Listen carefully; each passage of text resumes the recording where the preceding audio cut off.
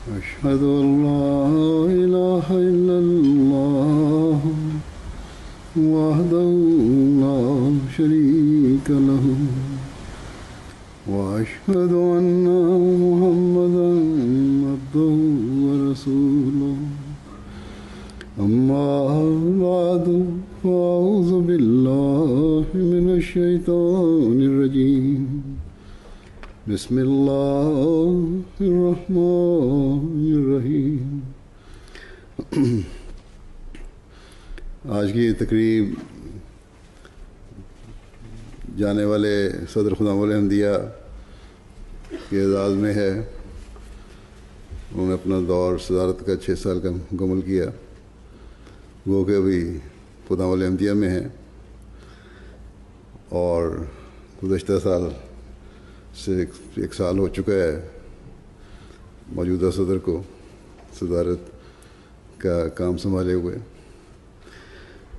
خدام الاحمدیہ نے کام کرنے والے اللہ تعالیٰ کے فضل سے دنیا کے ہر ملک میں بڑا اچھا کام کرنے والے ہیں.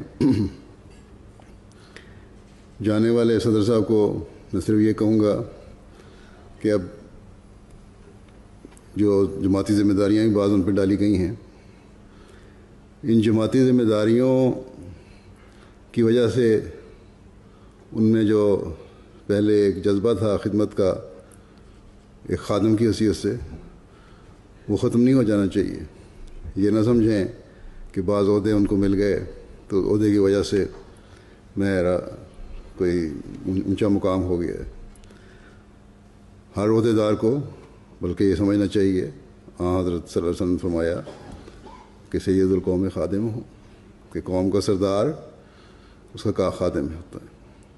یہ روح اگر ہمارے ہر عہدے دار میں پیدا ہو جائے تو ایک انقلاب پیدا ہو سکتا ہے.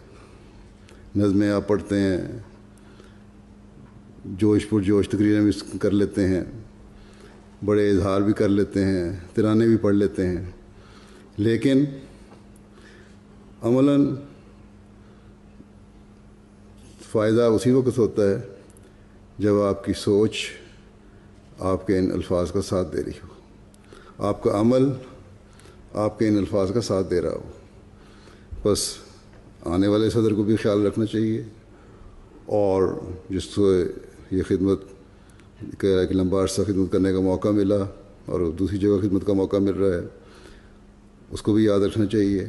اور ہر عہدے دار کو، امیر سے لے کے نچلی سطح تک، ہر ایک کو یاد رکھنا چاہیے کہ اللہ تعالیٰ کا یہ فضل ہے کہ وہ خدمت دین کی توفیق عطا فرما رہا ہے، اور یہ کوئی کسی کا کوئی حق نہیں ہے. بس اس فضل کو ہمیشہ یاد رکھیں. خدام الاحمدیہ کے حوالے سے قائدین بھی یہاں بیٹھے ہیں، ان کو بھی بتا دوں کہ خدام الاحمدیہ کا ایک کام، بہت بڑا کام، خلافت احمدیہ کی حفاظت بھی ہے، اور اس کے لیے وہ عہد بھی کرتے ہیں. اور حفاظت یہ نہیں ہے کہ صرف عمومی کی ڈیوٹی دے دی یا حفاظت خاص کی ڈیوٹی دے دی.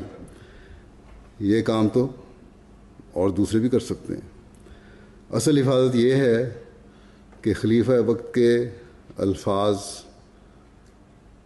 کو پھیلایا جائے، ان پر عمل کیا جائے، ان پر عمل کروایا جائے، اور نئی نسل کو سنبھالا جائے. صرف یہ دعویٰ کر لینا کہ ہم دائیں بھی لڑیں گے اور بائیں بھی لڑیں گے اور آگے بھی لڑیں گے اور پیچھے بھی لڑیں گے، یہ لڑائی کا تو مسئلہ نہیں ہے. آج کل کی لڑائی، آج کل کا جہاد یہ ہے کہ باتوں پر عمل کیا جائے، اور یہی وہ اصل کام ہے جو خدام الاحمدیہ نے کرنا ہے. ہر قائد کا کام ہے، ہر زعیم کا کام ہے، ہر ناظم کا کام ہے، ہر محتمم کا کام ہے، اور صدر صاحب کا کام ہے. بس اس بات کو ہمیشہ یاد رکھیں کہ جو باتیں کہی جاتی ہیں، خطبات میں سنتے ہیں آپ، تقاریر میں سنتے ہیں، ان پر عمل کریں اور ان پر عمل کروائیں.